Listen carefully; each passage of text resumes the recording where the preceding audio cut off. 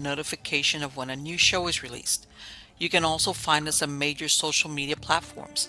If you go to MiamiGhostChronicles.com, you can find links to the videos or MP3 files, which you can download and enjoy without commercial interruptions. If you're into classic horror, ghost, and adventure stories, I narrate Nightshade Diary, and you can find links at nightshadediary.com. If scary stories are your bag, and listening to encounters with cryptids, ghosts, dogman, and other weird creatures sends a shiver up your spine, then go to supernaturalstorytime.com for links to our weekly podcasts. Noteworthy news about the paranormal world, true crime, conspiracy stories, and anything that is just plain weird can be found at eerie.news or visit the Stranger Than Fiction Stories tab at miamighostchronicles.com. Please subscribe to my newsletter on Substack. Just go to mppellicer.com for a link. I want to thank you for being part of my audience, and I think you are all wonderful. How's everybody doing? Good, I hope. Well, you know what they say. Hold on, let me get this straightened out here. Oh, I'm telling you. There we go. Anyway, yes, everything is good over here. As a matter of fact, I was talking to the guest that we have here about Halloween, that it's everywhere you go, it's Halloween. It has been Halloween since August, but we both like Halloween. Oh, we were talking about Halloween once upon a time, where people actually, whether you were a little kid or you were a little bit older as a teenager, you actually walked around. I remember I would walk blocks with my friends, when I was older, like a teenager. And parents, same thing with their little kids. They finally had to get them home to bed, but you would see a bunch of kids walking around like the neighborhoods, uh, trick or treating and just having a good time. And you'd see people, from around. Not everybody was friends. In other words, it was okay, but now it's not the same. Not the same thing. We're talking about how we miss the Halloweens that used to be, and yeah. And again, like everything, kids were always looking to see, like, what's the good candy? What am I going to get for the good candy? Because that's children, but still. But besides the candy thing, I think kids and the adults, obviously, if you were, was the excitement of you're walking around, and if somebody had done something in their yard or it looked scary or something like that, it was like, oh, go up to the door and ask for, the candy, trick or treat. I don't know. I wish we could go back to that, but I don't know. I don't know what to tell you about that. Anyway, let's look at an interesting news story about something that, well, you know what? It's an old story that's been around for a long time, but it's a mystery that doesn't go away. All right. And this has to do with Amelia Earhart. Okay. Now, Amelia Earhart disappeared 19 this was 1932. Wait a minute. Okay, this is out of the Daily Mail. Okay, this is the latest. This just came out. As far as they think they found her. All right. It says here, is this where Amelia Earhart's missing plane is? Scientists say they've pinpointed the exact location of her wreckage using a radio restored from 1937. All right. It's one of the most famous aviation disappearances in history, but experts may be one step closer to finally locating the wreck of Amelia Earhart's plane, which vanished nearly 90 years ago. The legendary aviator and her navigator Fred Noonan set out from Lae in New Guinea in July of 1937 as part of her bid to become the first female pilot to circumnavigate the world. All right, and they weren't seen again. They were supposed to land in Howland Island, right? And the people there, they heard her. In other words, she came in on the radio, but she just never arrived. So there's always been a question: did she crash? Did she crash? Not in the sea. Some people think, okay, she crashed in the sea. There's another version that say she crashed and her and Fred Noonan got taken by the Japanese and they were held prisoners. There's another version, which I didn't know about till I started researching it, which was that they did this all on purpose and they came back to the United States under assumed names, continued their lives because they used the opportunity, the United States, of searching for her, in other words, to spy on the Japanese. I mean, you name it, there's been some version of what happened to this lady and Fred. Now, the, back in 2024, they had a group which has one of those, deep sea things where they said they saw the outline of what looked like the type of airplane that she was at. But they had to, and I guess like everything else, they had to go back to complete it, and it's not the cheapest thing in the world to do this type of research. But anyway, says here, Nauticals, which specializes in deep sea exploration and historical research, procured and restored a Western Electric 13C aircraft transmitter and a Bendix Model RA-1A receiver in 2020. This radio system is identical to the one used on Earhart's final flight and has finally allowed the experts to determine the plane's approximate location at 8 a.m. on the day it vanished. The groundbreaking discovery significantly refines the search area near Howland Island in the Pacific Ocean, the intended destination of Earhart's ill-fated journey. Until now, an area of seafloor measuring a total of 3,610 square miles, roughly the size of Connecticut, has been meticulously surveyed in a bid to find the wreckage. A new expedition, the fourth launch by Nauticos, will be informed by test runs on the radio that recreated the circumstances surrounding the disappearance. Blah, blah, blah, blah, blah, blah. Okay, that, by the way, I believe this is Howland. By the way, Howland Island, it got heavily, heavily bombed right the day after Pearl Harbor. As a matter of fact, they had I think 4 or 6 people there. 2 of them got killed. They got shot. They got killed in that. And now I believe it's just accentuated. I believe I don't know why they're calling it Howland, because I think they renamed it in her honor. Right. Okay. Earhart had planned to fly west to east around the world in a series of 34 legs. When she disappeared, she was on leg 31 and had covered 22,000 miles with 7,000 miles to go. As part of her journey, she had to incorporate a stop on the tiny Howland Island to refuel, as her aircraft did not have the range for the South Pacific. This particular leg of the journey involved a 2,556-mile, 18-hour flight across the international date line. The Coast Guard ship Itasca waited with fuel for the next leg of the journey and began to receive Earhart's intermittent voice messages, which increased in strength, indicating she was getting closer to Howland. The Itasca received Earhart's strongest radio voice signal at 7:58 a.m. when she told him she was circling and searching and running low on fuel.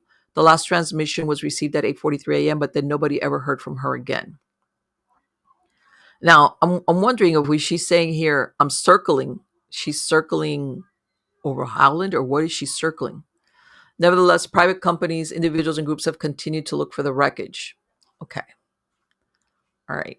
So, and there's more about the different theories I talked about as to what happened to her.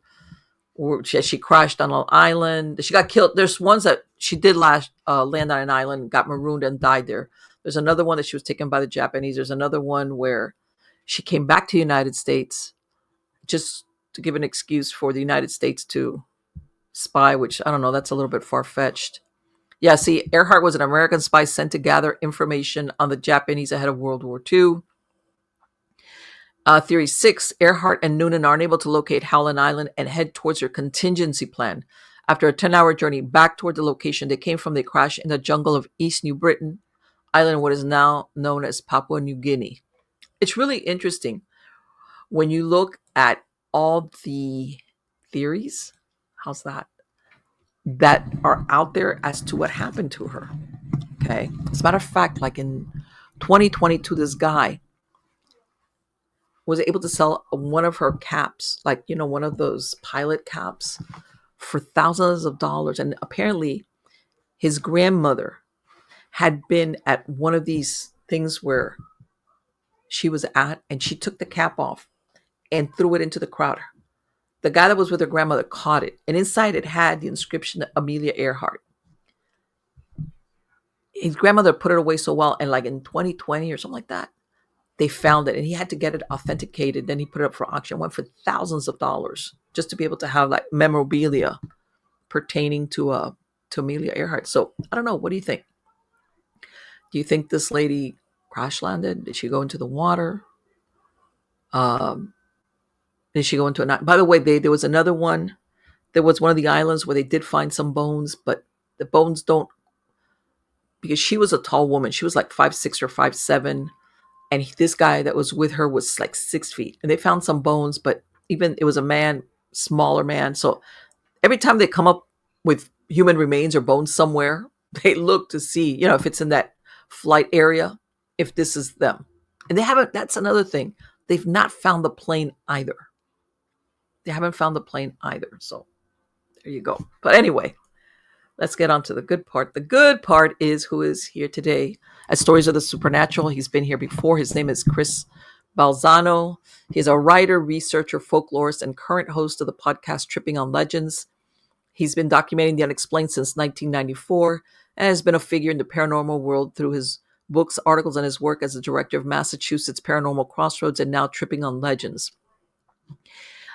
Chris Balzano is the author of several books about regional hauntings, dark woods, cults, crimes, and the paranormal in the Freetown State Forest and Ghosts of the Bridgewater Triangle, as well as a collection of true ghost stories, ghostly adventures, and haunted objects, stories of ghosts on your shelf, and the how-to paranormal books, Picture Yourself Ghost Hunting, and Picture Yourself Capturing Ghosts on Film. He's been a contributor to Jeff Belanger's Encyclopedia of Haunted Places and Weird Massachusetts, and was one of the writers behind Weird Hauntings. He's appeared in more than 24 other books, often called in to offer insight into the paranormal or perspective on a certain case. He's published 4 titles about haunting in Florida for Arcadia History Press, titled Haunted Florida, Love Stories, Haunted Ocala National Forest, and the Ghostly Tales of Ocala National Forest, and the new Haunted Southwest Florida. He's appeared on radio stations across the country and throughout the internet, as well as being called upon by television shows to comment on ghosts and urban legends, including the British television series Conversations with a Serial Killer. He's been a guest on Coast to Coast AM and been asked in as a consultant on television shows like Paranormal State and Ghost Adventures. He formerly ran the paranormal news at Ghost Village and headed up Ghost Village for Kids. Help me welcome him. How are you doing today, Chris? In serious need of shortening that bio. That's what it seems like to me. Come on. Don't worry about it. You know what? Sometimes I know people leave their bios up and they're outdated, and I was like, I hope this sounds pretty up to date, but I hope it's pretty up to date. Well, if it's got the Haunted Southwest Florida in it, that's pretty up to date. So yeah, I shorten that a lot because no one wants to hear the litany of books that I've written necessarily, and of course, or rare, weird things I did. I definitely know I've taken recently, so I don't even know how I took the coast to coast part out because that was like no one really cares about that. No, it does. Believe it or not, I want to say, and let's face it, primarily because of Art Bell. Okay. Yeah. Oh, yeah. That's what I'm saying. I mean, later on, I know Coast to Coast kept going without Art Bell, but everybody knows Coast to Coast because of Art Bell. And you say Coast to Coast, and everybody knows. Yeah. I think Nori's probably done Coast to Coast twice as long as Art Bell has. Yeah, but and I, in terms of an achievement, all I know is that back in the day, I mean, only a few years ago, before Art passed, I stepped in as co-host of his newer show. Okay. Midnight in the Desert. Yes. And loved it. And I'm the only person I know who got booted off of Coast to Coast. So if you're asking me which I love more, I'm definitely a bigger Art Bell fan than I am a Coast to Coast fan. You know what? I've listened to both, but I'm more of an Art Bell fan. Yeah. Heck yeah. And it was like, I know he did Dark Matters, he did Midnight in the Desert, and then it just went. Art never threw me off the air, so I I understand why, but although Marlene, you have the opportunity to do that tonight, so if you want to, right? Yeah, for sure. I mean, I know that there was a lot of stuff going on behind the scenes as far as weird stuff with rights and everything. But at the end of the day, though, again, Coast to Coast is known because of Art Bell, right? Because definitely. that overnight show where you had some great stories and a lot of kooky people call in. People love that, by the way. Yeah, I mean, it's I got started watching, In Search of, and then kind of like the litany of In Search of, and then Unsolved Mysteries, and then Sightings, right? And so it was So like great introduction, Amelia Earhart. Like, I'm like 5-6 years old, being, knowing details of Amelia Earhart. And then the next generation of that, I always felt, was Art Bell. You know what I'm saying? And Coast to Coast. And that was for a lot of us who are my age, who are doing this. Obviously there are people who are younger or whatever, and their goal is to get on Coast to Coast for what they're doing. Yes, it is. But being a fan of that was an extension, because at that time you didn't have 83 different podcasts about any given subject. Well, that was the gig. That was the thing. It was like I've listened to his old like 90s. Yeah. And he's talking about his newsletter and and everything is by snail mail, that kind of deal. Right. But the truth is, from what I understand, he never expected that the subject of the paranormal and all these stories, and especially overnight, was going to take off the way it did. And it was also that it was so influential, and it was moving the needle. If you really, I don't think it's as much anymore, but if back then, when he started talking about remote viewing became the trend. When he started talking about shadow people, shadow people became a trend. When he started talking about shadow people with hats, that became the trend. Well, don't you remember his interviews with Father Malachi Martin?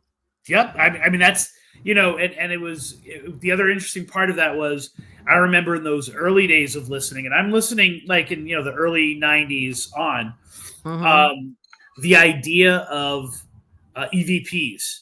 Yes. So we had always gone out and tape recorded what we were doing, back in the early days of me, investigating, which now I see more as like legend tripping what I do now than actual investigating.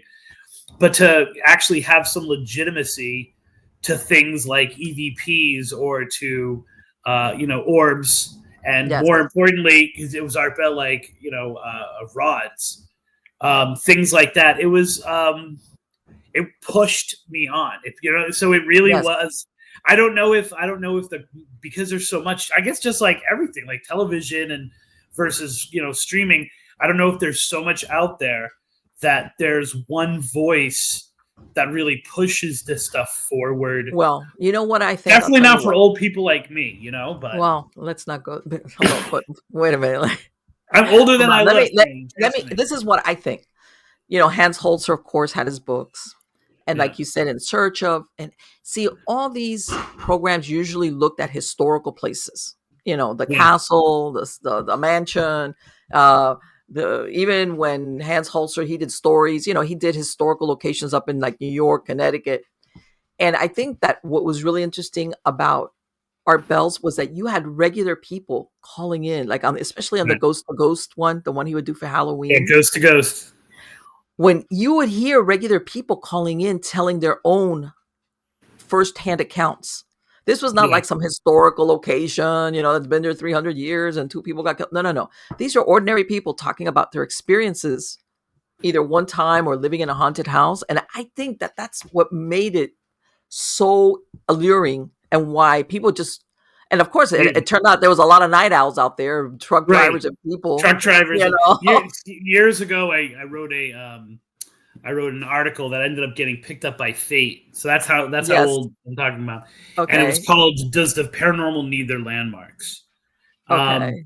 And so and it's kind of like it's a dual thing, because I come home, my son's here, my son's 20, and he's watching what's his name, Sam and Colby. Okay. And they were at the Sally house. Yes. And then they were at, like, I could see down below, I'm like, oh, the Lizzie Borden house, which I've been in, a few dozen times. Right. And it reminded me of this idea that, like, yeah, you do need those kind of landmarks, but really the pulse of your average person, I shouldn't say that, the pulse of your average person who's into this stuff and makes it a part of their life, like, truly, it's those true ghost stories told by average people, not the landmarks. So we need the landmarks, right? You need Waverly Hills. You need, you need these, the Gay Murder House or whatever, and the Stanley Hotel and those places, right? Because those are like the shrines. Yes. But it's the everyday hauntings. And for me now, like the everyday legends, like if you were to ask me what is on my bucket list is not any of those landmarks. It's the story I don't know yet. Yes. In some small small town that everyone in town knows that you go to this bridge and you say something. Exactly. That's the story that I want to explore so much more than those big places. Right.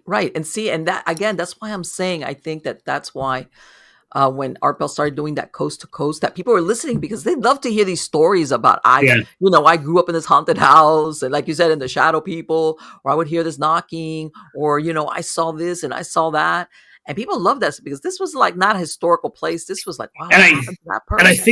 And I think that the people who were on regularly became figures, right? Oh, Mel's Hole. Mel's Hole. You remember Mel's Hole? Mel's Hole. I mean, but even like Lord Arbuck and my favorite of all time. It used to be my nickname when I would go into chat rooms is Hilly Rose. Okay.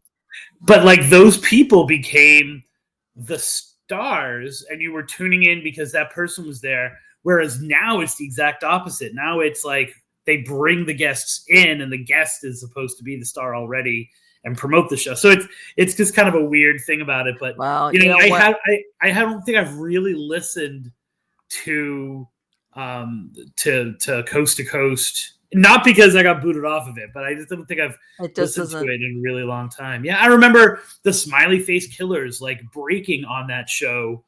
Yes. With the guy from Minnesota. I can't think. The minister guy from Minnesota was the co-host. Minnesota was the co-host. I can't remember his name. If you have I'm listeners right now, they're beating their head going, it's this guy. And I can't remember. He's like my favorite co-host on there. So, but he broke on a random Thursday night. Okay. No, well, no, no. I'm thinking, are you looking out of Minnesota? I'm thinking, let me see. I'm trying to. I know, like, he was one of the. But because I'm thinking, and the ones I'm thinking about are Canadian. There's Surrett, but I think he's Canadian. Hold on a minute. No, Ian Punnett. That's who it was. Okay. Yeah, and I loved the but it was that idea that it was by the seat of your pants, and that it was. You want me to tell you what the secret sauce though was? Art's bumper music. Yeah. Of course, man. I don't want to even do it. And I remember the Halloween that he broke down and quit. It was on Halloween, and I was waiting for Ghost to Ghost. I remember I was in a basement apartment in Boylston or what do you call it? Brighton, Massachusetts, right outside Boston. And I was like this on the radio, and it's 2 a.m. because it was daylight savings already. And then there was a replay, and I'm like, what's going on here? And it was, it was appointment listening every single night. So anyway. Yeah, that was, let me tell you, I have a page on my website that I did a playlist of his bumper music, and I set it up from SoundCloud, and I have it on my website because I loved all of his bumper music. But he had several songs throughout the years. Yeah. And even Crystal Gale did one song that was made just. He loved Crystal Gale. He loved Crystal Gale. Yeah. And let me tell you something. To me, that thing was, because besides they were the songs of the time. Yeah. So you equate them to the nostalgia of what was going on when you hear those songs. So I guess the point is that my son's needle is moved by Sam and Colby, and like a few years ago. I was teaching my kids to legend trip, which is different than investigating, right? Yes. And they were watching a lot of BuzzFeed Unsolved, Supernatural or Paranormal. I can't remember which one it's called. And they want that, And I was like, but that's not legend tripping. That's more investigating. But we kind of incorporated it in. So I think that there are people out there. I don't know if they're the best representation, but I'm sure there were a lot of older investigators from the 80s who were looking at what I was doing in the 90s and the early 2000s, not approving of my methods. So, well, you know what? I mean, it's like everything else. But see, you have to understand the investigations back let's go pre paranormal reality shows. Yeah. It was, first of all, you had a lot less junk, contraption. Yeah. That's why I got rid of the junk, because I was doing it and basically because you were there, you wanted to catch something, and if you could, but it wasn't the pressure of these shows to get something, whatever. So you had to have like a million cameras and a million this, and because of course, and I understand it's entertainment, I get it, but there was more for the sake of the investigation per se, than when something better happened, because if not, people are going to tune out. It kind of puts. Right now, I'm kind of breaking in a new co-host of my show, and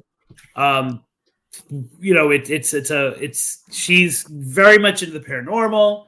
She's sensitive in her own way, which is good. And it's like, I kind of have to untrain her from what you're seeing. So like, we were just watching that show, and I'm like, don't those guys ever shut up?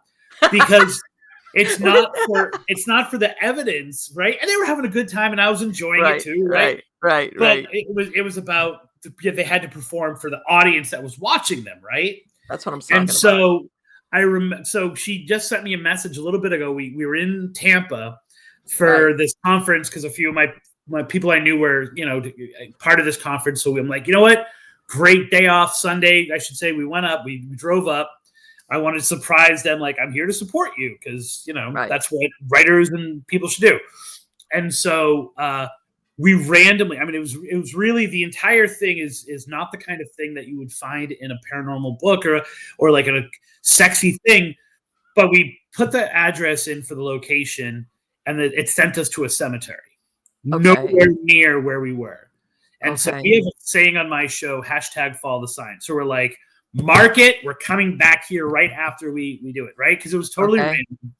And so we go to the conference, we go back to the cemetery, and we had a few odd things happen in terms of like psychic connection type stuff, not necessarily evidence things, which I don't look for anyway. So I get to work today. I've got my lunch break, and so I'm looking the cemetery up to see if there's any famous haunted locations attached to it. Because that's what we do. We track haunted legends and ghost stories that the communities tell. And I can't find anything. I'm like, oh my God, how can you have a cemetery and there's nothing? There's no ghost stories out there about it whatsoever.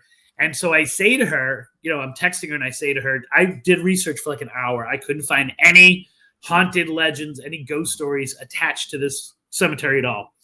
And she said, well, we should go back and we'll be the first ones to discover it. Sounds like a good idea.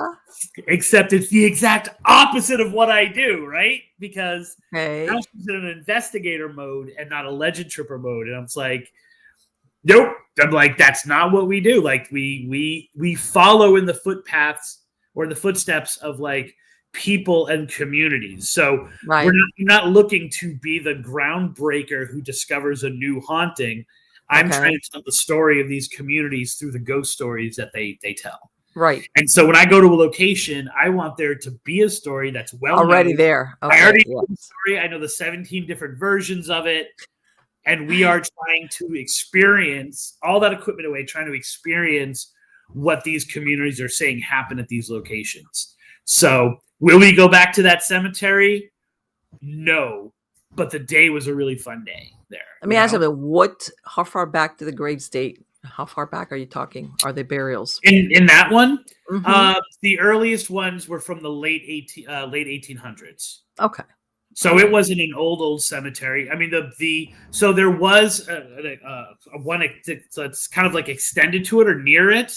Right. That is called the Showman Cemetery, which is supposed to be, they kind of sold out the cemetery. Like there was too much space.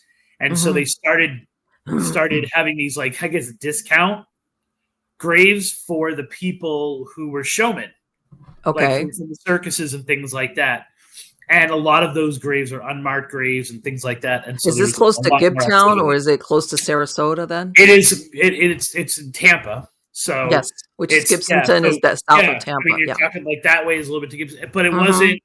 All of the sites that talk about it obviously then automatically start talking about Gibsonton. You know what I'm saying? Like, right. But that's something that, okay, well, maybe we'll look back at it and go to that specific one.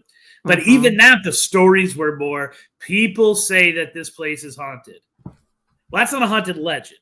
That's some place is haunted.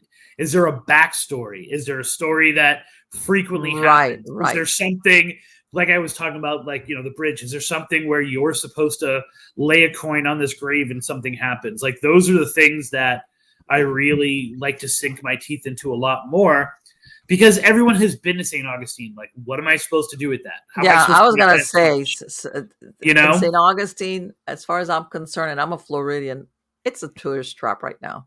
Right. It's a pretty tourist trap, but it's a tourist trap. As far as if anybody, and I've done tours there. I've done walking tours and everything, and it's like, oh. and I'm sure that would be fun, and everyone's welcome to their kind of paranormal, and it keeps the spirit of what we do alive. Right. But I'd rather go, like, what, today? I think today is the day I should have gone down near you. Okay. To help me say the word, Isla Morta. Am I saying it right? Isla Morta? Isla Morta, no. Isla Morta. I'm thinking when you say that, there's Isla Morada down in the Keys. Yeah, that's what I'm talking about. Yeah. Okay, Isla Morada is in the Keys. It's like halfway down. If you know how the Florida Keys is like a string of islands. Yeah. It's about it's just right about in the middle between Key Largo and Key West itself. So just like, once again, my New England ignorance to like the geography south of me is, it goes like Miami and then the Keys, right? Like, it's right there. Yes. But that's, there's a famous, there's these haunted legends that are part of the hurricane of 1935, the Labor Day hurricane. Yes. And all day long, I kept seeing posts about this is the 90th. Is that this is the one that they have? As a matter of fact, I want to say it's not. Is it Isla Morada? No, it's. Is that? Oh, what's the other one? No, not Matanza. No, they have one where they've built this huge memorial there. Yeah, that's it. Yeah. Right. And there's a memorial in Miami to it as well. Where a lot of the bodies ended up. That's why. Hold on, let me tell you something. A good portion of the people from that hurricane in the Keys, they never found them. Never found. And they were, the idea of it was you go on that day. You know what I'm saying? Like, you do something to spark it. And every year I say I'm going to go. And every year it's I have to save up my vacation and my sick days for Halloween time so I can go out and I'll do all these adventures and speak at libraries. Someday I'm going to get out there on September 2nd and experience what's supposed to happen on the anniversary of the storms. Someday. And because Labor Day, there was the one in 1926. There was another one that came in this way through Jupiter and cut across, and it crossed over Lake Okeechobee. Yep. And back then, everything out there was agricultural, really. Right. And so that's the 1926 one, I believe, is the reason why to this day there are still skeletons that pop out of Okeechobee. Lake Okeechobee. Because all of those bodies got washed up there, and so there's another version. Some people think that some of those skeletons, because they were saying that the fishermen out there were saying that some of those skeletons, those skulls would come up, they look like pumpkins bobbing. There were so many of them. Yeah. So they were thinking also that at some point the natives, this is for a long time, thought that the lake was like like a portal to the afterworld. Yeah. And might have been dumping bodies out there. I don't know. I never followed up to see. So, one of the so I do the haunted history tour in Fort Myers, downtown Fort Myers. Okay. And one of the things we talk about is there are all of these weird, unusual things that happen on McGregor Boulevard here in Fort Myers. It's like a dead zone. It's like the I-4 dead zone in this one section. Yes. Right. And part of the backstory of that is that they laid the road down, but then they needed to make, I think it's called McCraw. They needed to make this under part so that the water would filter through. Southwest Florida, right? Like water is going to drain it. And so they needed these shells and these, coral, anything they could find that had that like kind of porous things water could get through, seep through before they put the asphalt. And so they couldn't find that in downtown Fort Myers in 1913. And so they went to Matt Lachey in Pine Island, which is Cape Coral, kind of like where I live. They crossed the Caloosahatchee. They found this island, and they started digging, kind of harvesting all of these materials. Okay. And over the course of 2 weeks, they found 103 bodies buried there in shallow graves. Yippee! Okay. And of course, 1913, Southwest Florida, they weren't stopping construction, right? No.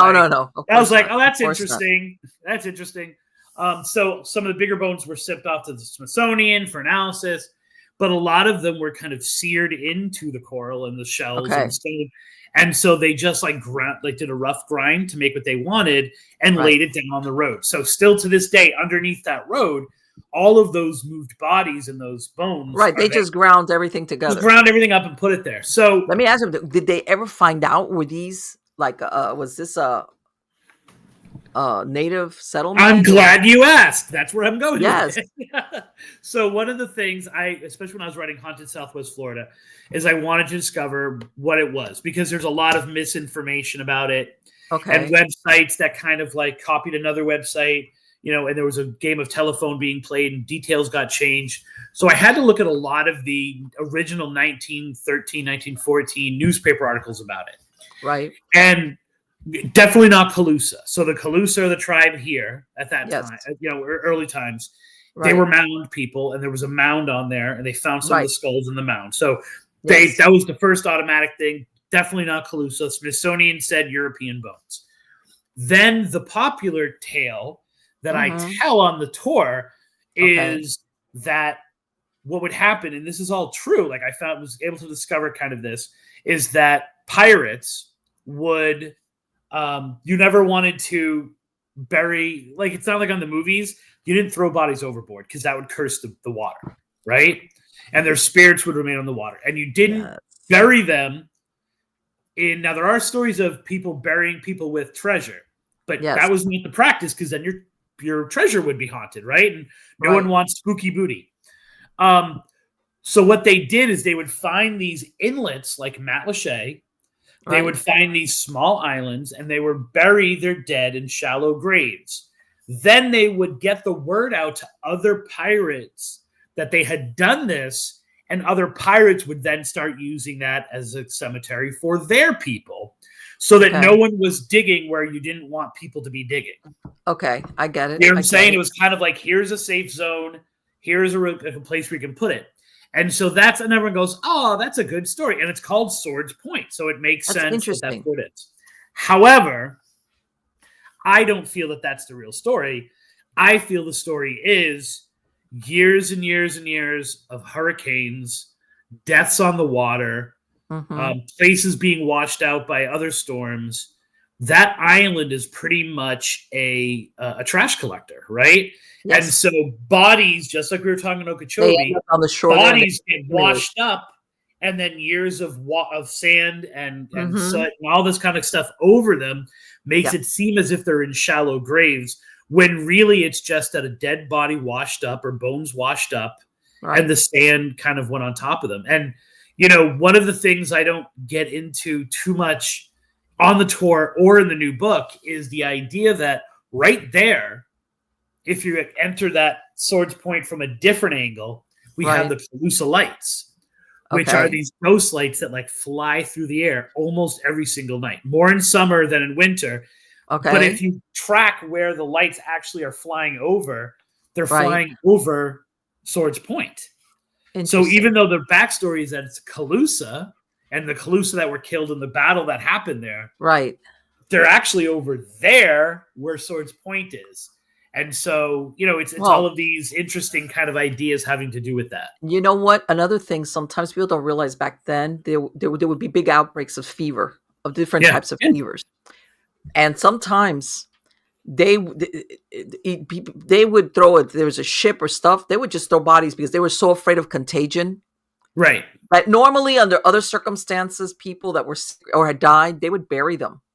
But there was such a fear of contagion that sometimes bodies were disposed of. Hey, right. And those mass graves, you can you bury anything in Florida for too long, right? That's why we have so many graves that have the cement on top of them and stuff like that. So if you can imagine that, don't even think like what might have happened during one of the hurricanes, but just a really bad storm washes those bodies out. Yes. They hit the water, they crash upon a rock here, a rock there, the body comes out, or even just they're buried in without caskets, like in mass graves. Yes. The bodies have to go somewhere, and they either go out and they're never seen again, or they go in. And if they go in, if they hit Pine Island, right, someone's going to find that body and do something about it, right?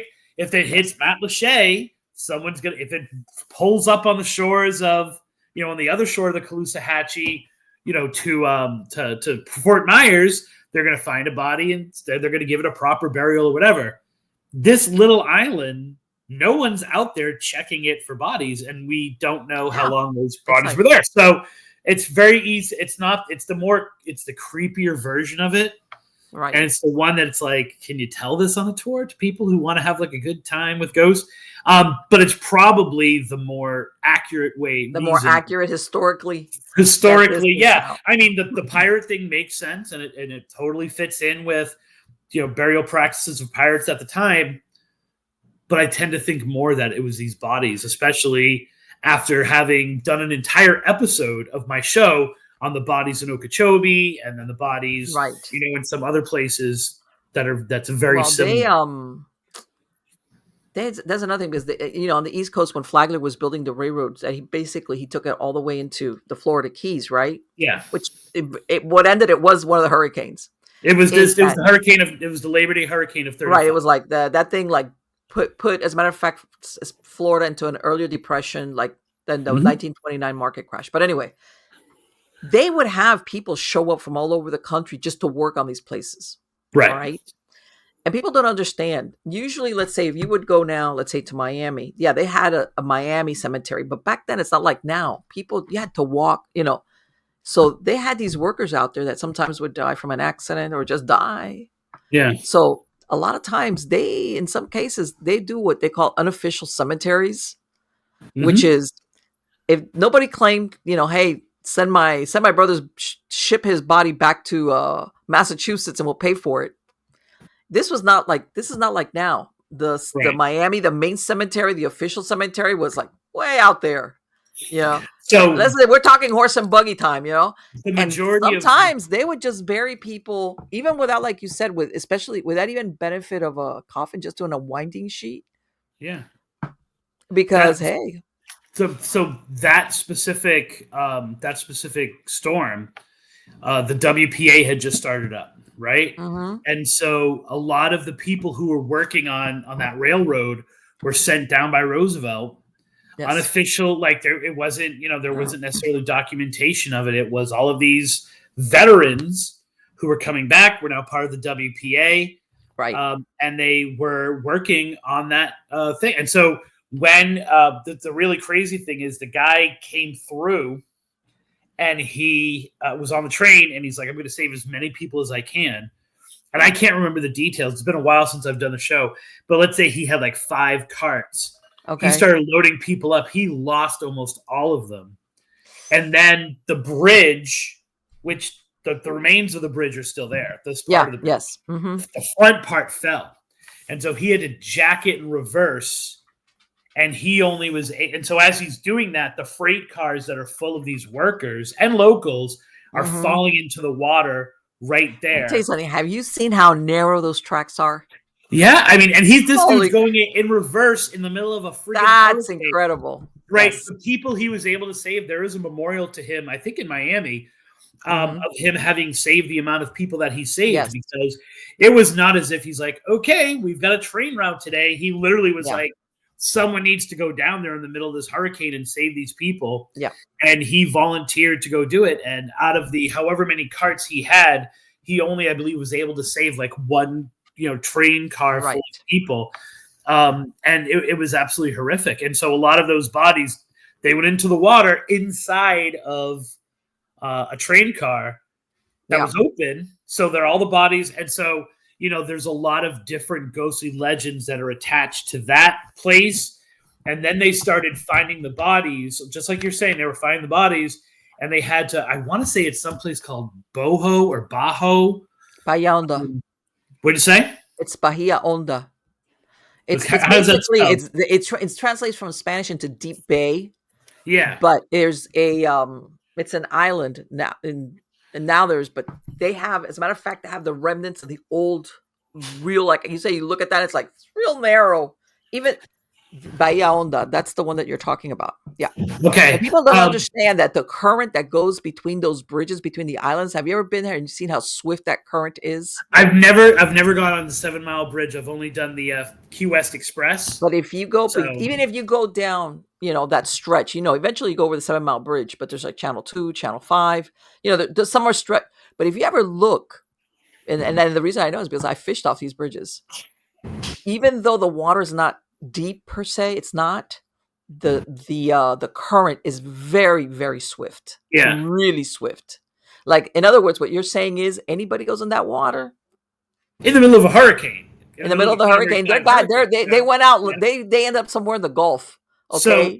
So I do know they buried a whole bunch of people in this one location, and people have reported literally approaching this at night and just seeing people all in a circle around where these graves were. And then they burned a lot of them because they were now worried about the sickness that was going on. Exactly. And that's what people don't realize. Yes. It's not like even today, like during Ian, when we were getting body counts in Ian, like here in Southwest Florida where I am, like you take that body and you rescued the body. The person has unfortunately passed, and you gave it to their family. You found where they were. No. Back then it was, it's a friggin' hurricane. We're not getting to that body. And people don't understand how hot it is. And so, that the body decomposes immediately.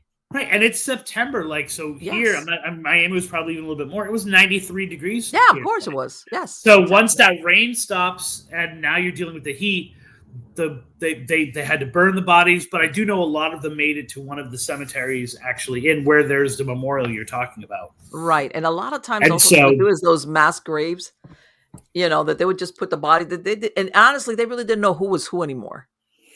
I mean, it's not the identification process would have been nearly impossible. No, there wasn't. After 4 or 5 days in the sun, not to mention the damage from the storm, not to mention it's not as if every person was fingerprinted and you had a fingerprint database that you go would pick it up immediately. So it's no. When people say, because they say it even as like a joke, they'll put out there like, why is every ghost from the 1800s and you don't have someone wearing a Britney Spears shirt? And part of it, if you believe in either like the mindset of a ghost being what their mindset was in life, and find the idea of finding peace, and can you find peace and things like that, there were a lot harder rules back then to how you were able to find peace. Like now people are like, man, I've got my Starbucks, I'm in peace.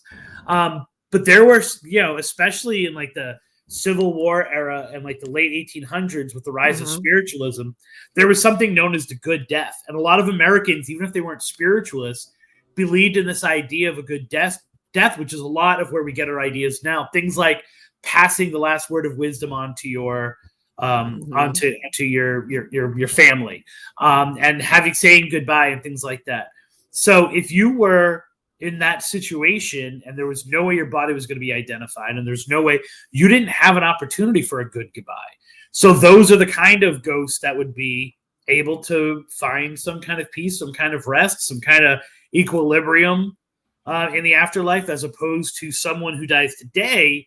Even if it's a horrific death, we know who did it. It's the mentality. And I think that sometimes, Chris, people have a hard time understanding that. Let's say we're talking here 100 years ago or something, whatever, or more. People, it was what happened to your body as far as burial, depending, of course, on your religion. But usually it was like burial in consecrated ground was important. Okay. Even if in life you were like, a piece of work, people, that meant, as a matter of fact, that's why certain people weren't allowed to be buried in the regular good people cemetery, like suicides or people that were known, like, hey, no, you can't, or, if you're going to get buried here, let's say now you're suicide, you're going to go in that corner over there where nobody knows where you are. We were at that cemetery, and the person I was with, who's not as familiar with cemeteries, is like, "Oh my word, what is this other cemetery? This must be the Showman Cemetery." I'm like, "No, man, that's where the Jewish people are. Like, you didn't bury, you know what I'm saying? Like, look at all these names. They're all Hispanic. They're all Hispanic and Italian. They're all Catholic." Back then, they had segregation in the cemeteries. Right. You know, like, hey, being from over here with New England. Yeah, being from New England, I totally got that, and I knew right away what it was. But back then, watch, you're going to see menorahs on these headstones, and it's like automatically, she's like, "Oh, okay." But back then, it was even regardless of the religion. Yeah. If you died, if you were either an immoral person, or for suicide, forget it. Chances are you weren't. Right. And even you'll hear, you know how some families, they'll have a family plot, but they had a black sheep. They wouldn't allow the black sheep to get buried in the family plot. Yeah, we're going to put you somewhere over there. And you're lucky if you get a headstone. Right. The chances are you might not even get a headstone because we don't want, in other words, what happened with your body and the grave, that's why they have all these fancy obelisks and all this other stuff. It was important to people. Yeah. So getting back to what you were originally saying, you know, here you are, you're talking about the hereafter, your body went out, God knows where. You never had a proper burial, much less in consecrated ground. You never had prayers said over you, which you thought, hey, like you said, this is what I need for my eternal peace to be complete kind of deal. Yeah. And you kind of like, you got cheated out of it. How's that? You got cheated out of it. And that's also why, you know, there was a lot of the rise of amputees. And the idea that you had parts of your body removed in one location and then you died in another location. And that's now why, like, we're just starting to read The Legend of Sleepy Hollow in class, right? Okay. It's like folklore. It's a perfect way to introduce elements of fiction and blah, blah, blah, right? Mm-hmm. And the whole idea is that he lost his head and can't find peace because he's searching for his head. Regardless of whether, you know, really, if you've ever read the story, you know that there's no such thing as the Headless Horseman, and it's all him conning Ichabod Crane. Right. But the idea was obviously a prevalent one in, you know, the 1700s. It became even more this idea, especially during the Civil War, where amputations, off into World War I, World War II, this idea that your leg was chopped off in one place, you may have died in another place, you're not whole, and therefore, how could you possibly find peace if your whole body's not there? Well, and that drove a lot of not only hauntings, but ghost stories that were coming out of the Victorian era as well. And from what I understand, I'm Catholic, so I'm going to say, but I know some Protestant religions is that the dead shall rise again, the second coming of Christ. But what if you were missing your leg when you were supposed to rise from your grave? It's like, what? You know what I'm saying? Like that was the whole idea that until that like when you died, yes, you were laid to rest, but really you were going to rise again with the second coming of Christ. And hopefully all of you would be there. Right. Because if not, like, how are you supposed to, you know, so one of my favorite haunted legends in Florida takes place in the worst town name in all of Florida. Let's hear it. Lorida, Florida. Literally Florida with the F chopped off. And that's somebody's imagination working OT on that. Right? When I first published it, a friend of mine went, "Chris, I have some bad news. Like, we got a typo for an entire chapter. You spell Florida wrong." And I'm like, no. Now, anyone who's there, it's a ghost town, but I still find people who are there. And I'm always like, wow, you know, I'm checking out their dating profile. And I'm like, whoa, you're from Florida. It's pronounced Loretta. I understand that. But forget it. You know, people are going to call it Lorida. Right. And so what ended up happening was that, you know, it was called Istapoca. And then another town on the other side of Lake Istapoca started calling itself Istapoca. And so mail was getting lost. And so the male woman decided just to call it Loretta. But anyway, there was a witch. There was a town witch. So, you know, you're talking Protestant, Jewish, Catholic, all these things, like God can totally save your soul. But if you want to get that rash off your butt, you went to the witch, right? Right. Or if you wanted to make sure your crop was good, or if you wanted to, in this case, this story is a love potion story. If you wanted a love potion, you went to the herbalist. And they never called her a witch. She was always an herbalist. And the man, lonely man, maybe he couldn't find the dating profiles of the girls in Loretta. Probably and not. so he decided to buy a love potion from her. Okay. And when she changed the price to his firstborn child, he got aggravated, threw her off the bridge that goes over Arbuckle Creek, and impaled her on a tree that was growing out of the water. Oh my God! And so he takes off. The town finds her eventually, but they can't bury her in the cemetery because she is an herbalist. And so all of the hauntings and the curse and everything that this town believes in stems from that one decision, that even though she was a cherished member of the community, everyone loved her, everyone went to her, they could not bury her. The herbalist, AKA. Right. Which, yeah. Okay, they couldn't. And so for years, including into modern day, people would be driving on the bridge and she would appear on the bridge just pointing at them. This is the one she got thrown off of. This is the same bridge over Arbuckle. Let me ask you something. And the guy that did that tour, did anything happen to him or no? So, well, first you have to believe that the story is true. Oh, but okay. He was never. There's no reports of him, ever coming to trial for it or anything like that. He just kind of disappears off the face of the planet, which is odd because this is not 200 years ago. This story takes place in the 1940s. And so that's pretty recent. Yeah, pretty recent enough that you could maybe track someone down, but you could, a lot of people still were able to disappear. And so as she's appearing, more and more people are leaving town and businesses are failing and people are leaving town. And so it's like this cycle. And so they decide that they're going to dig her up because they buried her under an oak tree because that's kind of witchy. Right. They dig her up and they bury her in the next town over. Right? It's your problem now. Their problem. Right, exactly. And so, nope, still happens. The businesses are closing, people are leaving. And so they then dig up her bones again, or dig her up again, and they burn her, and they spread the ashes in the next county, and then they go to her house. And I actually have a newspaper article about the burning of her house. Okay. They burn her house down to the ground, scatter those ashes in the next county, and it doesn't work. The town. I was going to say it didn't work, right? Right. So regardless of whether or not any of that is true or whether it's just because honestly, the town failed because I always joke that the first reason why the town failed is that they built on Lake Istapoca, which means the place where people die. So if you're gonna start a settlement, that's a bad right. That's a bad sign. That's a bad sign. But in reality, what happened was that World War II hit, right? Okay. And so imagine that 3/4 of the male population went to fight in World War II. Okay. Some of those people died, and other people were like, "Why would I ever go back to Loretta, Florida?" Right. And so, really, what you have is an exodus because of, unfortunately some people dying, but more people being like, why would I ever go back to that place now that I've seen the world? Right. But you have to make up an excuse or you have to make up a reason why that happens. And so this witch story kind of developed. So but that said, people still see the witch on the bridge. I mean, it's really all these little towns, everything was agricultural or around the citrus industry or something. So unless that was your thing, like you said, what is out there?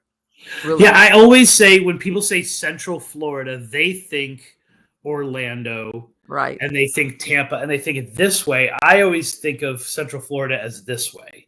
Well, what's really and they were dependent upon agriculture. Yes, and they were dependent upon trains. And if you lost either of those things, oh yeah, the trains. I've got a depot right here, real close. But basically, that's these little towns would grow up around the train depots. Mm-hmm. Because they would be picking up, either, let's say, whatever they were producing and dropping off. But because the town where I live is only 5,000 people.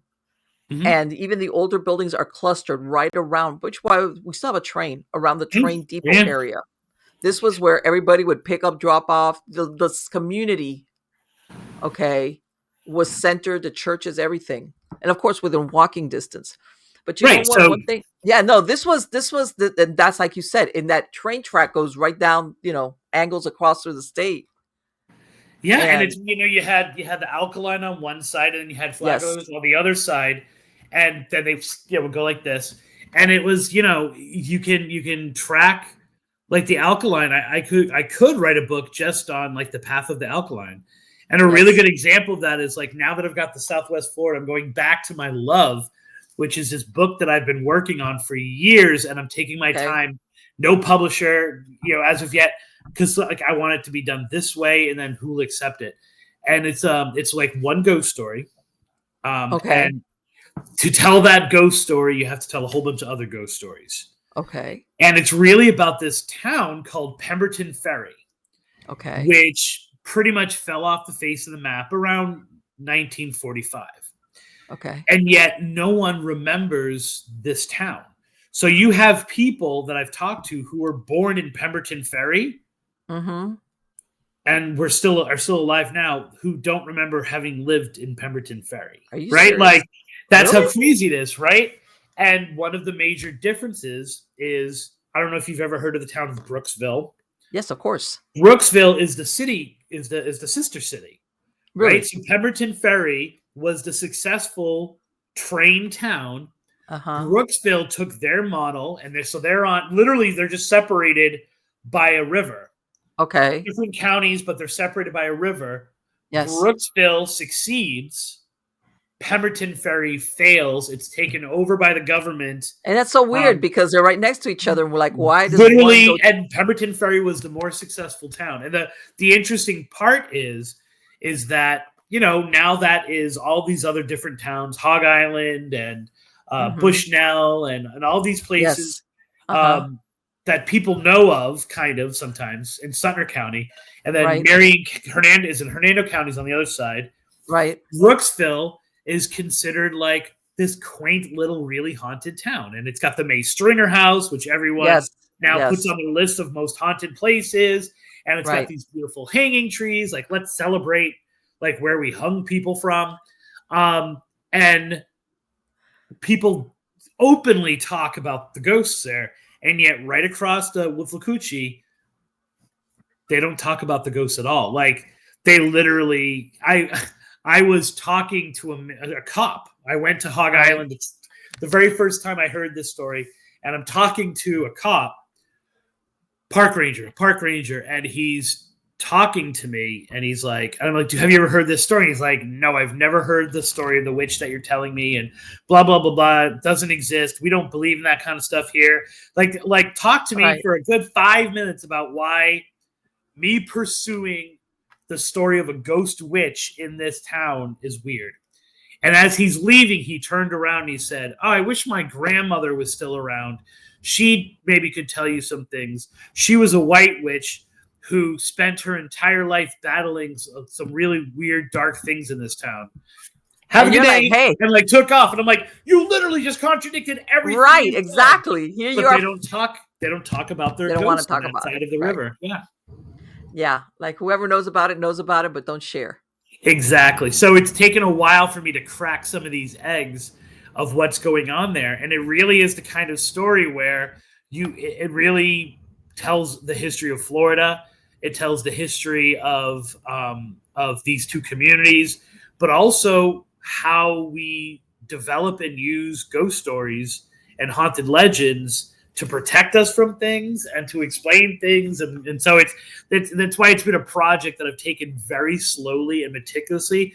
If you could see my bedroom, and that's not an invitation, I look like a conspiracy theorist because I've got everything. Because it's so hard to straighten everything out. I've got all the lines from places and all these dry erase boards with information. But you know what, Chris? One of the things that people don't realize. This is, of course, we're talking here post Civil War, but mostly around the turn of the centuries. Like there's 10,000 islands out in the West Coast.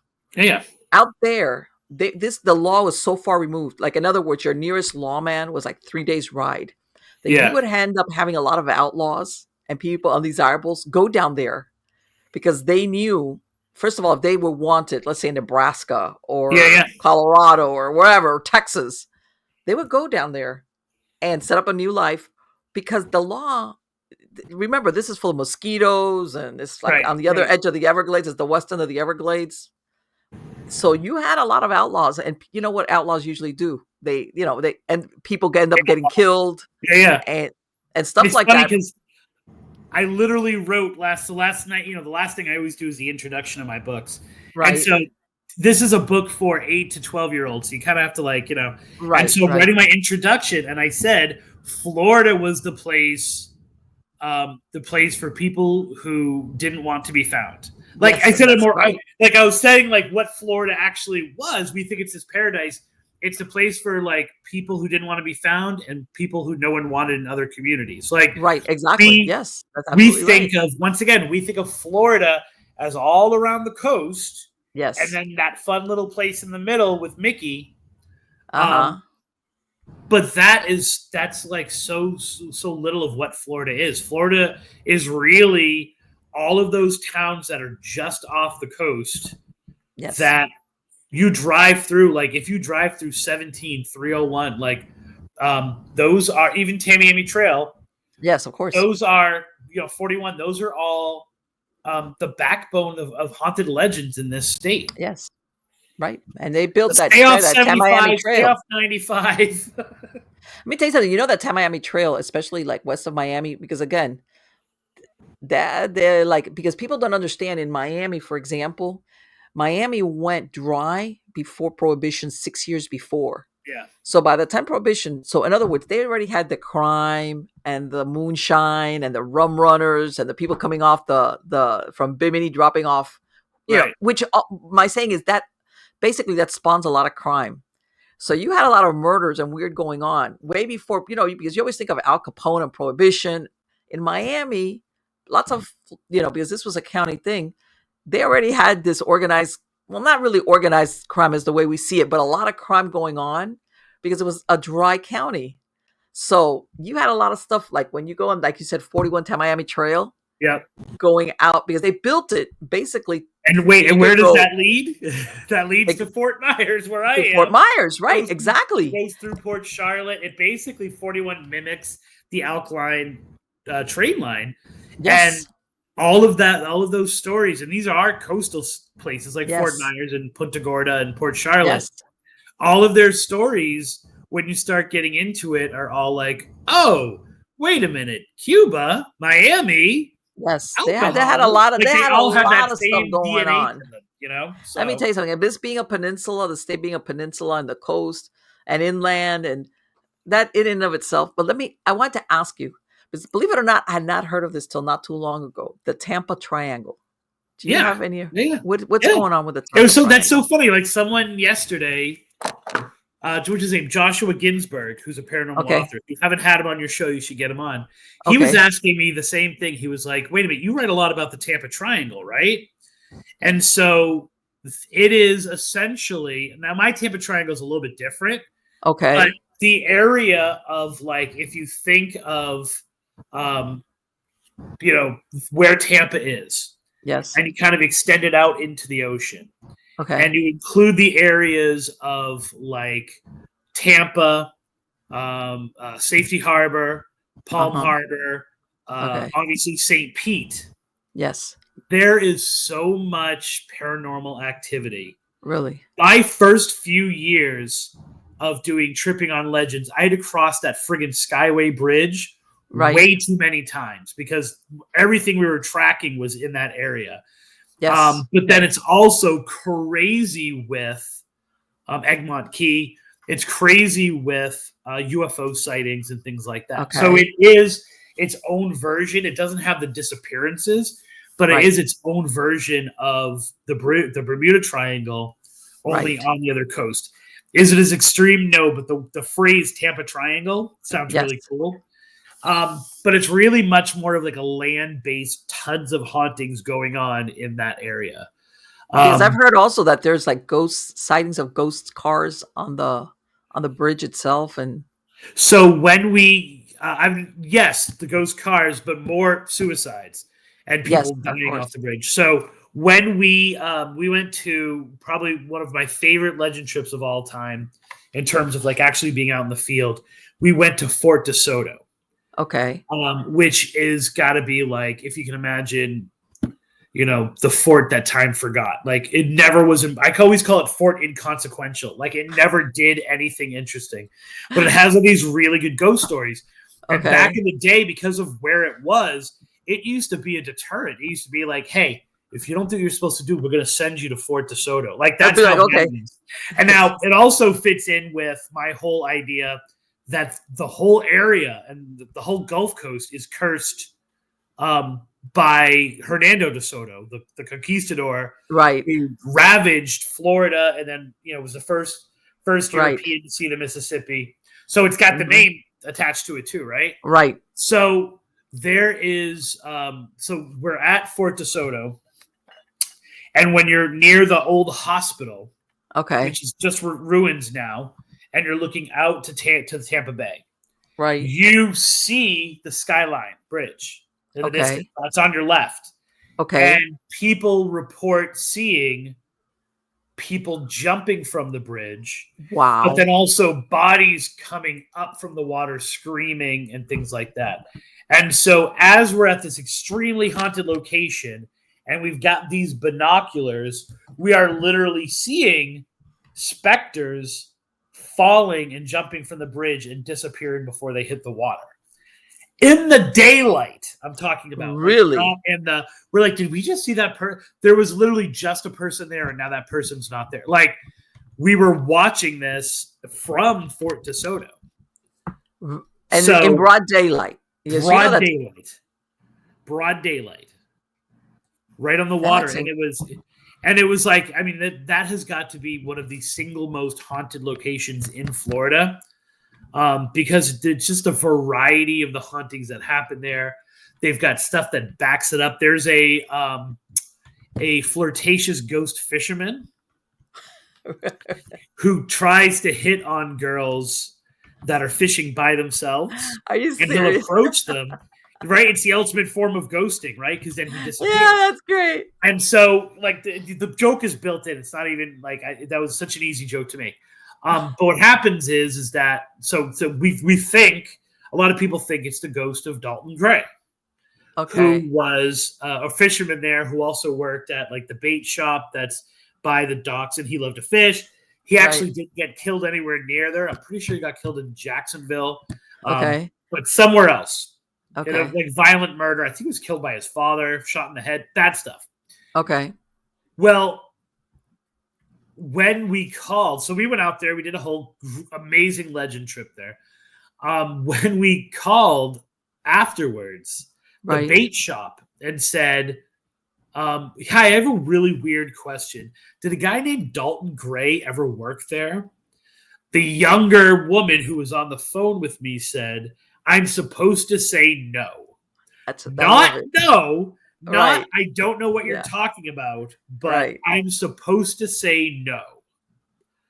So it's this really excellent combination of ghostly legend, and of course it was a quarantine. That's like the primary ghost. It was a quarantine area, and it's one of those things where, like, if you go down to the armory, just if you want to teach a lesson in how to get an EVP, just go into the armory. Like, they just nonstop talking down there. Really? And the interesting thing is that the soldiers, so the people who would be in the armory, no one ever died there. No one ever died of like a battle. The eternal workaholics. Like, go back to the place you worked at. Yeah, they never shot their guns like at an like that. So it could be argued that some people may have died of sickness or friendly fire or whatever. But essentially, the people who are known to have died there are the people who died when it was a quarantine. And yet that armory is just, you don't even need a tape recorder. You can just sit there and like just hear things talking to you. Just see them walking through the different areas. It's a pretty intense place. Let me ask you. I'm gonna leave the state of Florida. What do you think about this story about the Annabelle doll? Coincidence? Like, you think? Total crap. I held Annabelle in my arms. There you go. See, I knew I was asking the right person. Go ahead. Back in 2003, maybe. There was I was living in Massachusetts. Okay. And I called, we were supposed to do something, and there was a snowstorm. Right. And we couldn't go. We were supposed to end up in New York. We couldn't travel that far. And so I was like, oh, you know what we should do? We should go to the Warren Museum.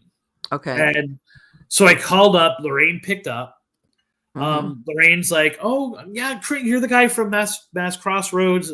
Like, she knew because there weren't a lot of us back then. Right. And I had, done things with John Zaffis and stuff like that. So I was known to her. And so she said, we're going to open up the museum just for you and your friend to come on Sunday. Wow. Okay. And so Lorraine took me on a tour through the whole museum. Okay. And I saw Annabelle, and I had read The Demonologist. So I'm like, is that Annabelle? And she's like, yeah. I'm like, wow. She's like, oh, you know Annabelle? And he's like, yeah, I've read pretty much everything that you guys are associated with. And she's like, do you want to hold her? So all this stuff of like, people like, what are you talking about? Did you take a bath in holy water afterwards? She literally was like, do you want to hold Well, I was going to say, you know what? I doubt very much she would have let you hold it if she would have thought that something negative was going to happen. Right. It was more of like, and so I've written 13 books. I appear on radio shows. I've been on television shows. The only thing that my students are impressed with is that I've held both Annabelle and Robert. And that is Robert the doll from Key West. Of course. They don't care about it. They're not impressed by anything else. It's just that. So I really think, because obviously as soon as that Annabelle stuff started hitting, people were sending it to me incessantly. And I'm like, do I believe in, I literally have a book called Haunted Objects. So I believe in curses, and I believe in haunted objects and their ability to influence things. It just seems ridiculously fortuitous for Annabelle to be causing such devastation in like the opening days of a new Warren movie coming out. Like, they're taking her now, I think, to show her in Maine. Because I believe that the museum was bought over by new owners, right? Right. From what I understand. Bought over by like a YouTuber or something like that. And everyone's pretty much like, oh my word. And I'm like, yeah, okay, I get it. Like, this is what people do. Right. And I'm a little weird. I'm like, dude, you're having their house be a bed and breakfast. Like, that's weird. Like, you're renting their house out for investigations. But I really think, like, if you mix the buying of the house or the selling of the house, however you want to see it, him turning that new business, the new movie coming out, and now, oh my word, like, she's associated with all of this weird stuff that's going on. Well, it was like that sounds like marketing to me, and not, what happened to Dan Rivera, and then this, and then all of a sudden, it's like everything like snowballed. Yeah, I getcha. And it's like, I was like, well, you know what? This could happen to anybody. What? Well, yeah, and I think what built it up is, I mean, if I were to write a plot, it would start with the doll would disappear, and then storms or something bad would hit the places she had been, and then it would escalate, right? Like, so the fact that it escalates like that, it sounds more like a movie plot than it does reality, right? Because what I always say is, when I get information from from somebody, like if someone is telling me, like back in the day, especially when I was investigating, if someone tells me their ghost story, someone tells me their personal experience, they already know the climax, right? Sure. They know the scariest thing that has happened to them in their house or whatever it is. And they then go back and see these little footprints that led up to it. And so every ghost story that's told to me by people, they don't want it to be a ghost story. They're just telling me their experience. Right. But it becomes a ghost story because they say, the phrase or phrases like it, like, but we didn't make much of it at the time. Well, and this is the thing. Sometimes when things are happening, which, by the way, sometimes is a hallmark of people that it's a true haunting. Because now everybody thinks it's a ghost, but back then sometimes things are happening and people like are not sure. Like, they know something's weird, or something, but they don't go there immediately to the paranormal right away. Well, that's what I'm saying. Like, so many of those stories are. It's like, well, we came home and the door was unlocked, and we thought it was weird. And it's like, if you didn't have what would eventually be the climax, you wouldn't even remember the fact that the door was unlocked. It's you start piecing things together. And then as things start happening, like over, and it's like, okay, this is too much to ignore. And by the way, this is my Robert moment. Okay. Oh, there you go. This is me in 2008 with Robert. We were doing an investigation. Oh my God, what's the name of the group out of Fort Lauderdale? They were TAPS associated. They asked us, there's a very old museum. It used to be something else down in Key West. And we were doing it with Robert because you know that the owner was over there at the Audubon House in Key West. Are you talking about the Martello Museum or whatever is the East? Yes, the Martello, the towers. Yeah. And that's where I don't know if they still have them there, on and off. They do. The thing is right around Ian. Mm-hmm. And the two things are not related, other than the fact that I know I was in a hotel room because I didn't have a house. And we were watching the new documentary about Robert the Doll. Around that time, a new company took over. And not only did they ridiculously up the prices of the tour. Yes. But they now have and for an extra twice as much money, you can spend an hour with Robert alone. Or you can it's become a real, even more of a business. But the documentary, which happened right after the new people bought it, right? What was really disturbing about it was the backstory started to change. So after years of it might have been this, might have been this, now one of the new stories that they tell is that affair that the father may have been having, right? Actually fathered a child, a young girl.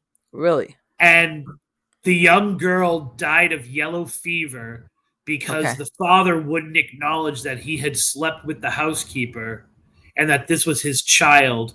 And it's the little girl, or it's a little boy, I can't remember, is now what is inside the doll.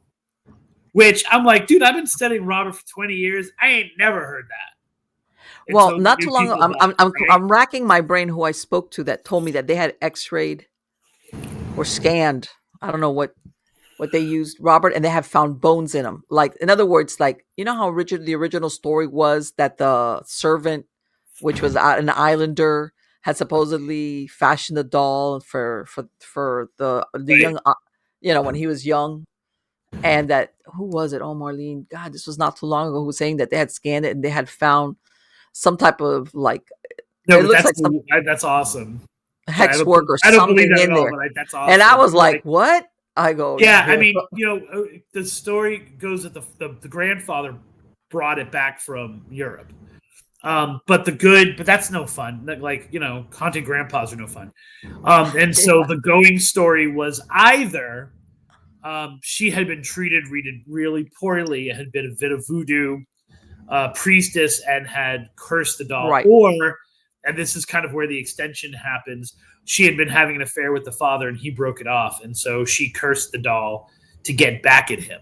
But you know what? And that's for decades, that was the backstory. There was never another child. There was never a sickness and stuff like that. But, and of course, everything about that tilted and moved on the fact that a psychic had come in and found that out. But you know what? That's very similar to, the Myrtles out in Francisville in Louisiana. If you do the research, there was no, how they say that the servant, that either she was having an affair with a homeowner, or she got caught listening.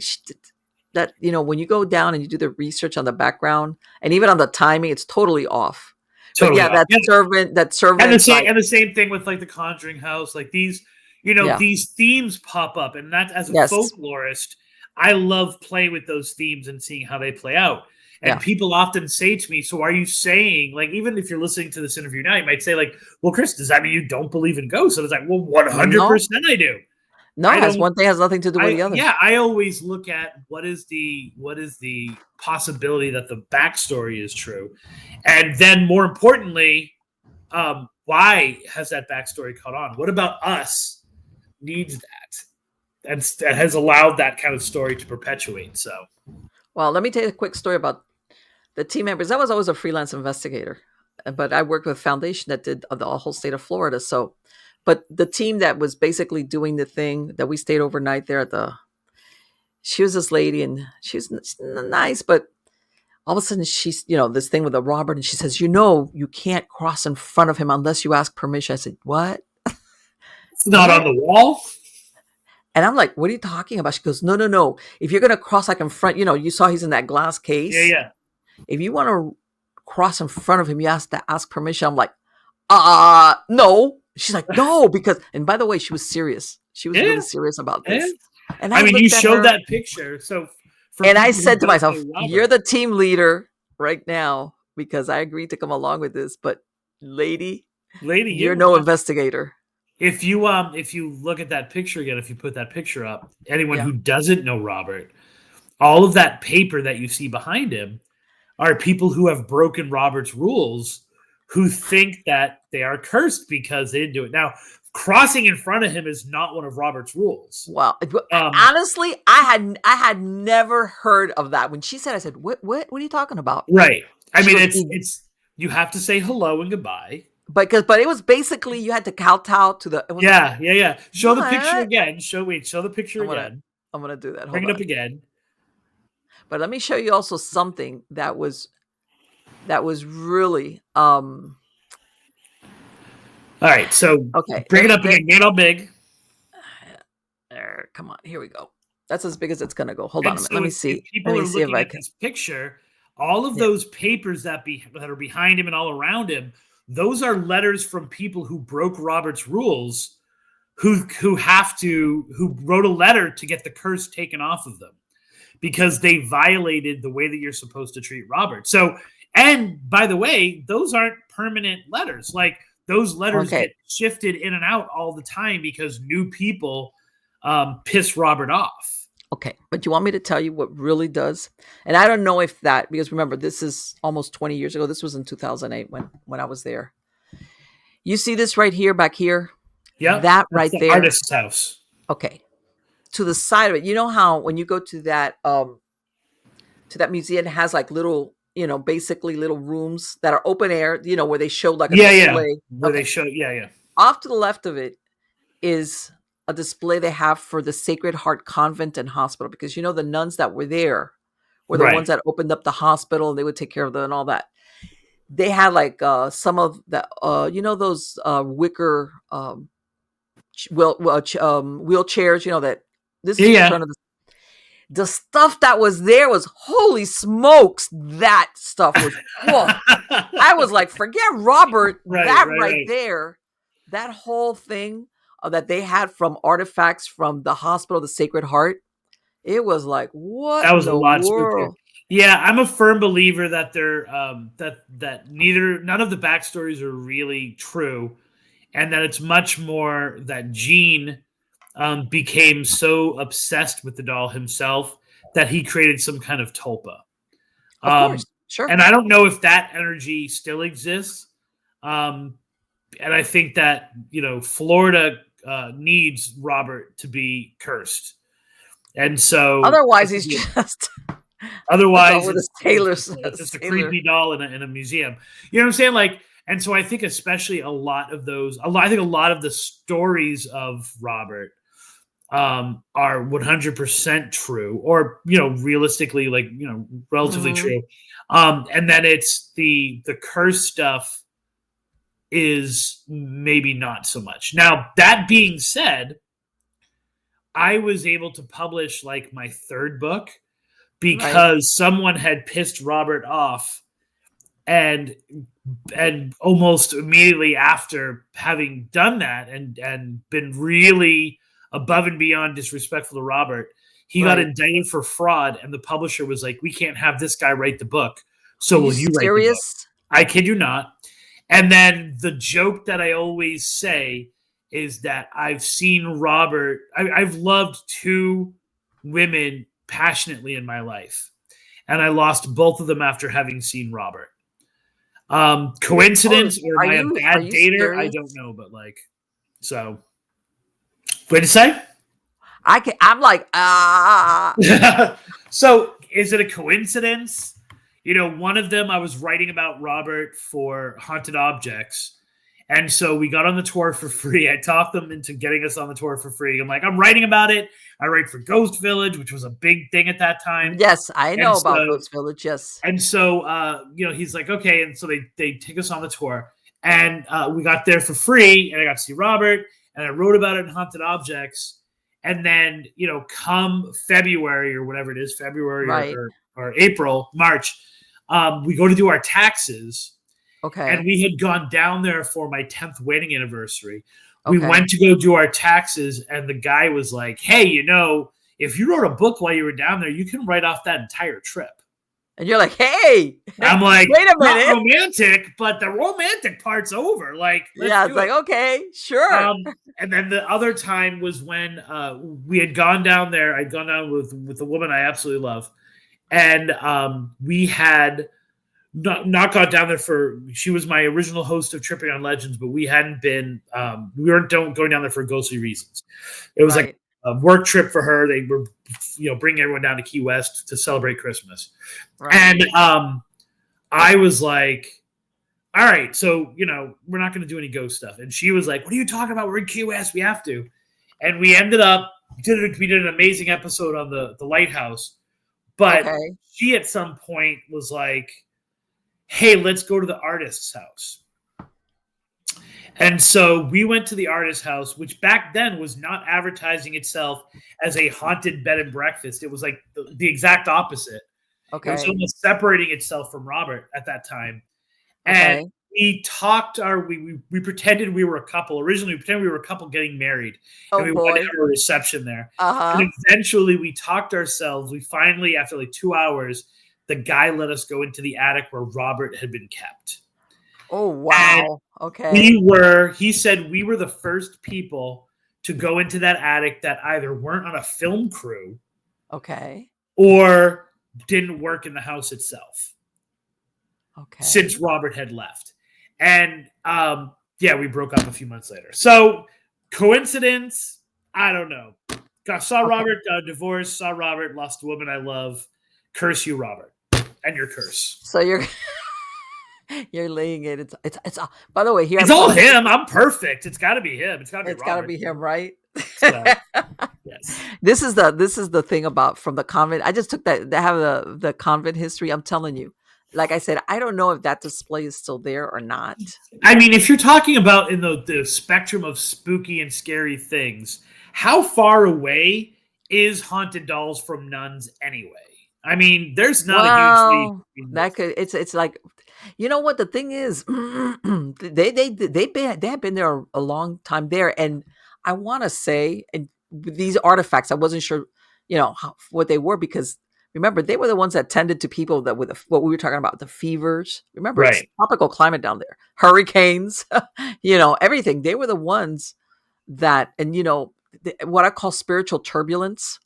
That even if it's not the nuns themselves, maybe some of the objects that were there in that display. Yeah. I mean, that's kind of the story of the lighthouse too, is like those quarantine areas and stuff like that. And wherever it's called, Fort Thomas or Fort Zachary, I can't remember. I know it's Zachary Thomas, like that really, really Fort Zachary. That was, again, now I'm gonna ask you to see if you've heard anything about this, and this has to do a little bit. It's kind of creepy, but hey, I feel like I'm being tested here. Like, no, you. Okay. I'm enjoying talking to somebody that is here in Florida, and when I talk about things that they don't go, what? Yeah. Okay, hold on. Like, you knew about Robert. I talked to you about Robert the doll. Exactly. We talked about the Tampa Triangle too. So. Right. And a lot of people know about Robert the doll, like what you normally see out there about Robert the doll. Like the general stuff. It's funny because like I said, do the tour, and this kid came on. He had to be like 23, 24, and he was wearing a. I know exactly what it is, sister. Yes. You know what that is? I do know what that is. Come on. So I got to finish the story first. Go ahead. So he was wearing a Chucky shirt. And I was like, oh, I love your shirt, da da da. And I said, Chucky, not inspired by Robert the Doll. And you would have thought I just made fun of that kid's mom. Like, he was specifically wearing the shirt because of like Robert the Doll and stuff. I'm like, sorry to break it to you. Speaking of love and undying love, yes, this is the guy who mummified the woman he loved and like slept with her and like talk about necrophilia. Yeah, it's really funny because in that display that they have like they've done like a life-size cardboard cutout of him. Yeah. And they have it like there was a love story. And I'm looking at it like, love story? This was no love story. This guy was a creep. Creepo. Creepo. Yes, I can't remember his name. It's Dr. something, right? Like Dr. Yeah, he was supposedly, what he would do was like, he was, I think, I want to say he was Austrian, I believe, or German, but I'm almost positive he was Austrian. And he was working at the hospital giving x-rays supposedly when he met her, which, you know, she had TB, consumption. All right. You know that all her family, all of them ended up dying of tuberculosis. As did most families once. Yes, right, because of the close living quarters. Yeah. But the thing is, nobody realizes that this guy, he's coming to the family and he's pretending to be a good guy. Then behind their back, he steals her corpse, man. Steals her corpse, and I believe he is still buried in the Key West cemetery. No, he's in Zephyr Hills. He moved to Zephyr Hills. Okay, so is it her that's buried in the Key West cemetery? What they did was, because see what happened was he steals her body. Okay, right. Does that great mummifying thing there. Basically, since he had some type of medical knowledge, he kind of like mummified her in a way. And he kept her in the bed, and you know he had. Oh yeah, it's a crazy story. He had necrophilia, folks. You know, I knew exactly what you were talking about. Right. So, finally, somebody kept whispering to her sister, "Hey." First, he kept her. There was, one of those planes that land on the water, and then he took her to his home. Yeah. Somehow or other, a couple of years went by, and people were telling her sister, "Hey, you know that Dr. So and so or something." And finally, the sister, I guess, heard one too many rumors about it. Mm-hmm. And because what happened was he even gave the money for her to be buried. He was like all generous with the family. Yeah. And finally, she confronted him and found her in there, her sister all dressed up with dressed up. So they finally took him and they buried her in secret somewhere in Key West Cemetery. Her and the sexton for the cemetery, but they were so scared of this guy because they were scared of him coming back. He was obsessed. So and I think was a weird guy. When we went there in 2017, 2018, 2017, it was on the heels of Irma. Which I always feel is like the forgotten hurricane, right? It's like Irma, Irma knocked out my electricity for a week. I haven't. Yeah. You know what I'm saying? Like I was living at my school, working at essentially a shelter, and didn't have any power in my own house. Yeah. And so we had gone there, and they had Key West. So now it's December, so like 2 months later, and we're like, wow, this place is really picked up. Like it really doesn't even look like the hurricane hit here. And then you'd look down an alleyway and you'd see all the trash like piled up in like one street, right? And then the cemetery was like it was just destroyed. And so one of the legends or urban legends or stories that we were being told was that there was a grave that had cracked in half. Mm-hmm. And the marker was not there, and no one could remember whether the marker was there and had like been destroyed or blown away or like away or not. But there wasn't, and that was her grave. Well, no, the original grave. You know how when you go to Key West Cemetery, how they have the above the ground. Okay, her original one that he helped pay for. What a generous old guy, right? Yeah. Was like that. But after they took the body away from him, what was left of her that he had been basically living with her. They were afraid, so they buried it, like I guess somewhere like that nobody could ever tell what it was. Did you know that because back then technically it was just a dead body. So the worst they could do was tell him, you got to leave Key West. You're too weird even for us. But on the day that he's leaving, an explosion goes off. This guy was one of these guys like, I'm going to have the last word on this. Right, yeah. Which, by the way, he was married all along, and his wife and daughter lived in Zephyr Hills. And which Zephyr Hills, its own little weird place. So right, but I'm saying he had. Yeah. But this guy was very intelligent, but very obsessed, for lack of a better word. He's a very scary guy. Yeah, that's believe it or not, when people say, "Oh, necrophilia," yeah. This guy, that's what you call it. This was not really true love. This is, that's pretty. Yeah, I was gonna crack a joke about like, hey, let's not judge him, but yeah, like you can pretty much judge him. So, well, no, come on. It's like I remember. Like that's above and beyond. So I was standing at that thing, and they have this big cutout of him, and is the true love, and I'm like, true love. Obviously they have to play it up because it's one of those great stories of Key West. Yeah, of course, but yeah, he was a very unusual person. That'd be nice. Definitely. So but yeah. That talk about grave robbing, that kind of deal. Right. I think that goes beyond grave robbing. That's like more like grave loving. So anyway, that could go in a lot of different ways. But yeah,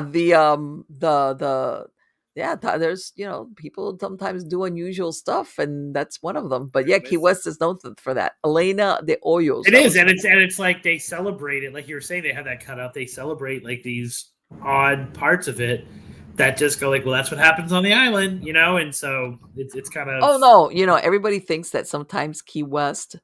No, because Key West has been unusual for a long time. So, it's had its cast of characters. It definitely has.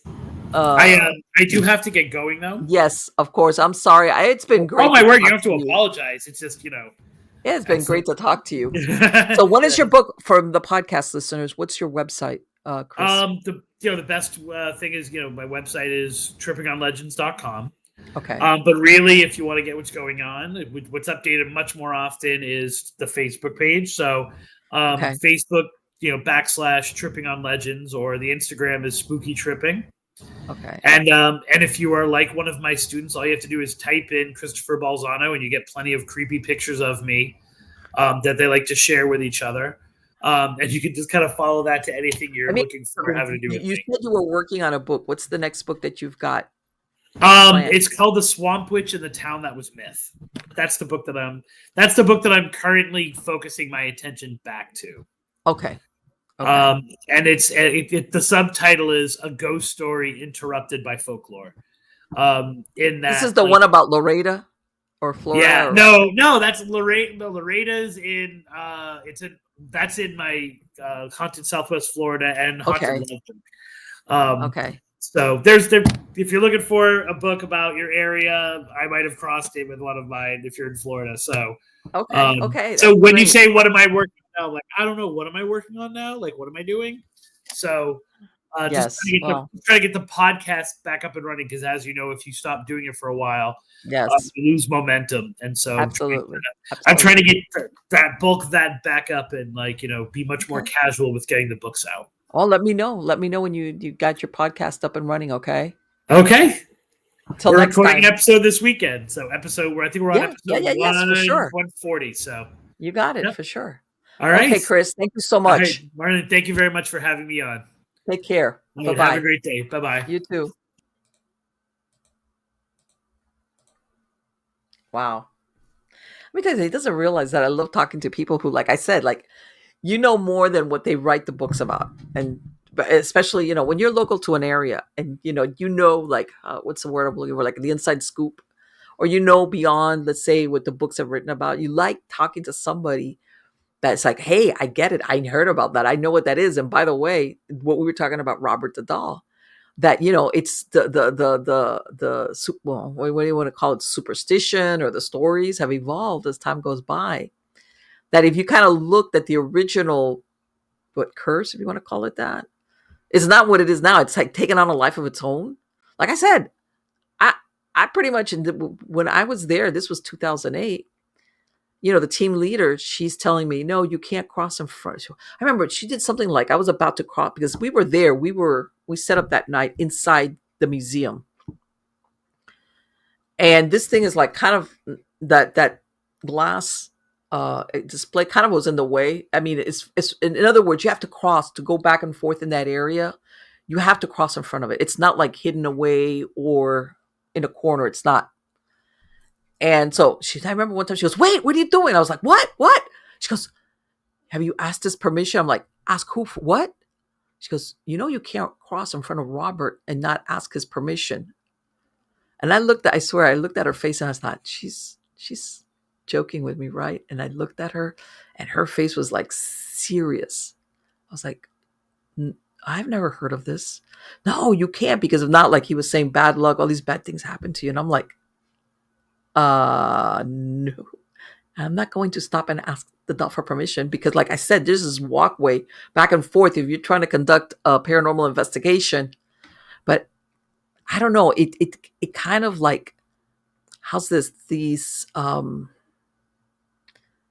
subservience, for lack of a better word, is like, you're not investigating. And honestly, and I tell everybody, and by the way, that doesn't mean anything, because sometimes objects have things and then they lose them temporarily or forever.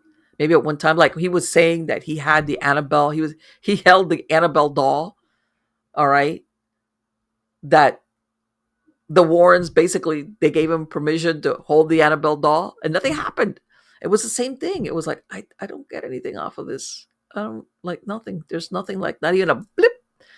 But like I said, that convent stuff that was right next, because they were like alcoves, and then they would put up these information about historical stuff there in Key West. And part of it was the thing about the convent. And like I said, they had like some of the medical stuff they had from the hospital, from the original hospital.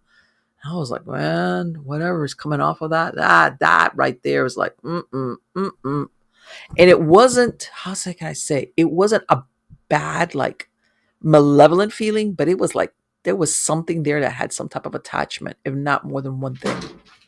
I don't know what it was, but every time you would pass in front of it, it was like, there's some, and there's, from Robert, it was like, no, I'm not getting anything. But yeah, and again, some, and I've noticed, because I've gone to a lot of historical places, especially ones that, some historical places, once upon a time, they may, I want to underline that word, they may have had some type of manifestations, whether it was residual or intelligent. And at some point, whatever was there is gone. And some people say, well, how can that happen? I'll say, and I'll tell you how. You can have, and I know that there's psychics out there that do this. I know that's for a fact. There's psychics that will go into some of these historical places and act like they're part of the tour group, and they will cross over anybody that's there that's willing to go. And nobody's all the wiser. And all of a sudden, what was there is gone. It's gone. And they don't do it, like they don't do the crossing over, when they've got cameras going on or anything like that. They know what they're doing. And and let's face it, not all the time, but a lot of these historical places, especially if you go on a tour, let's say, and even on a weekday, it's kind of slow. You might be the only one person or two people. There might not be anybody out there. You might be all by yourself. In other words, that it would be easy for, if you're a person, a psychic medium, somebody that knows what they're doing, that's obviously not there for the sensationalism of a show, to cross whatever spirit is there. But there's always a but in there somewhere. If you've got some type of venue or museum or house or whatever that's making money off tours, the docents or the people, the guides, they themselves might say, hey, something feels different. I don't feel that prickle up the spine anymore. But hey, they're not going to say anything, because people expect there and, get primed believing it's haunted. But little do they know, That whatever was there, if there was something there to begin with, is gone. That's what I'm saying. A lot of historical places. And then there's the others. I want to say that at some point, these, of course, we're talking intelligent hauntings as well. And I'm not sure exactly how it happens, but it happens. That spirit that was trapped there for whatever reason is there. Maybe vengeance, the typical things that human beings get worked up about: love, revenge, desire, hate, or hey, somebody killed me. Somehow or other, it gets resolved. Whether something that whatever, if you want to think like of a ball and chain around their leg, spiritual leg, I'm talking about here metaphorically, is gone. Whatever was binding them to stay there is like something in their brain clicks that says, it doesn't matter anymore. I don't need that anymore. Whatever was there doesn't matter. And they're gone. They're gone. Because whatever was anchoring there, doesn't matter anymore. It doesn't, if you don't care about something, it can't do much to you. It's only when people get caught up. You'll hear these stories about, especially some of these old places where you'll have, let's say, either the owner, the one that built it, or somebody that lived there a long time. And they have this possession. And of course, this depends on the personality, but, this ownership kind of mentality about the premises or the house or even the grounds sometime. And they still feel about it, even if they don't have a human body, but if that was like a driving facet of their personality, they're there. That's them. That's why they're there, because this is my place. A lot of different. And at some point, sometimes there's like, they realize, it doesn't matter. I don't need this. Like they're out. What was keeping them tied there is not there anymore. So again,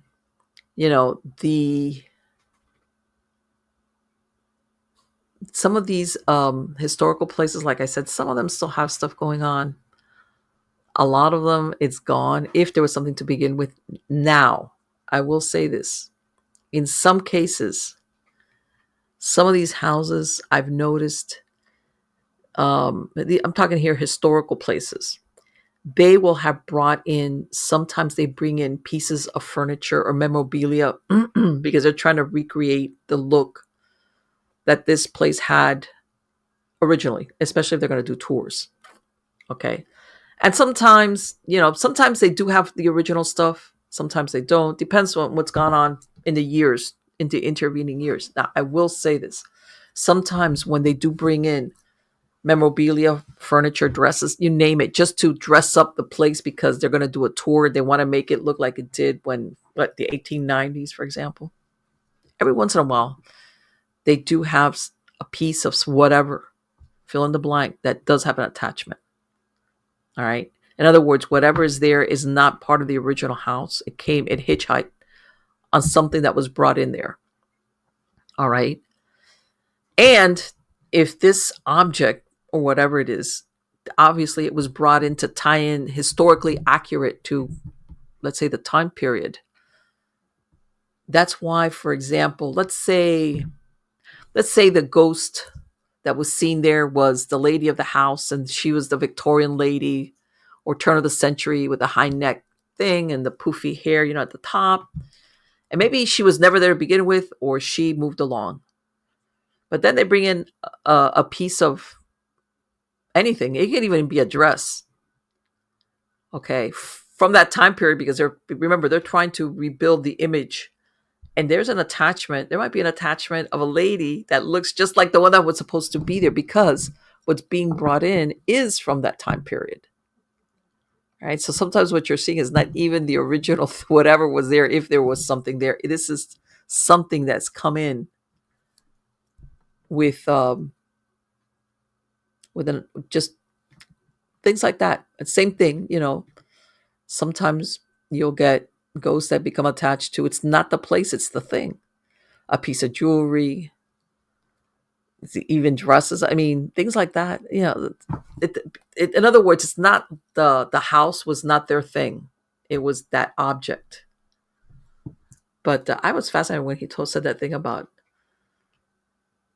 the doll, about Annabelle, which of course everybody knows that the real Annabelle is just a Raggedy Ann type doll. It's the most innocuous looking doll that there is. I mean, the least scary, and they had to redo a version, which of course is really scary for the movies, because I believe the manufacturers of Raggedy Ann told us that, hey, you're not going to ruin this doll by putting it in these movies, which is taken off on its own.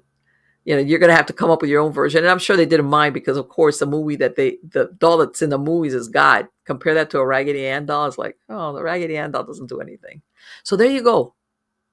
Because I know that I was recently reading, there's, like I said, that they're going to take the doll up to Maine and they're going to show it. And basically it's going to go on tour. They're going to do something with the museum.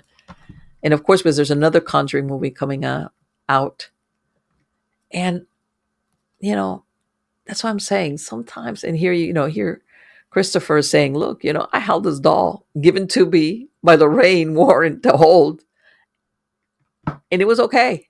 And I guarantee you, I never knew her personally, but she comes across like, I don't think she would ever have given an object to somebody to hold if there was some danger of it doing something to them, kind of deal. So yeah, goes to show you that you just never know about some of these, like I said, objects. And you know what? And objects, just like houses, the same thing. You could have an object that has an attachment and everybody's like, oh, watch out. And then at some point in time, unbeknownst to everybody, nobody can quite figure out when or how, whatever was there becomes unattached. And the next thing you know, guess what? Whoever was getting the vibe off of it, it's not there. And here's my last picture of me in Key West. Okay, like I said, this was me in 2008. Okay, this is outside the Key West Cemetery. That was like, I want to say that was like the next day after the museum stuff. And yeah, there's a lot of interesting stories there in the Key West Cemetery. But yeah, they've had their run-ins with, let's say, pirates, hurricanes, fever epidemics, you name it. Like all these places, believe it or not, along Florida, I'm going to say this, is just because it's got those coasts, you had a lot of, how can I say, nefarious things, rum running, smuggling, all those things always happened all the time. They even there's a portion of the Keys also where they had wreckers, where they would wreck the ships on purpose at night. This is before they were able to actually put up some lighthouses, where there's people that they would wreck bring in a ship, get it wrecked. And a lot of times they would even kill anybody who was on the ship, just like no witnesses kind of deal, and take whatever was on the ship.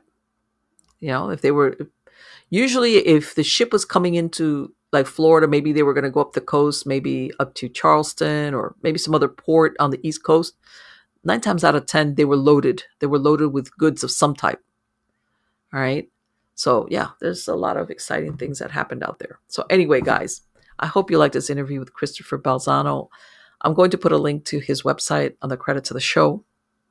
So make sure to check it out. And don't forget to sign up for my newsletter. You go to mppellicer.com or miamighostchronicles.com. Either one, you can sign up for the newsletter. And again, I've got links to everything, all the shows, all the podcasts. But I am on all the major podcast platforms. Whether it's Stories of the Supernatural, Supernatural Storytime, Nightshade Diary, Eerie News, Stranger Than Fiction Stories, whatever the case, you're going to find me. Or look for MP Pellicer. And again, I am going to do my Halloween show. I'm tossing around some ideas of what I want to do it about. I'm there. I'm swirling it in my head. And but yeah, we've got we're down in the home stretch of the year. Incredible to think of that, huh? Yep. So again, thank you so much for spending this time with me. You're all wonderful, and I will be seeing you soon.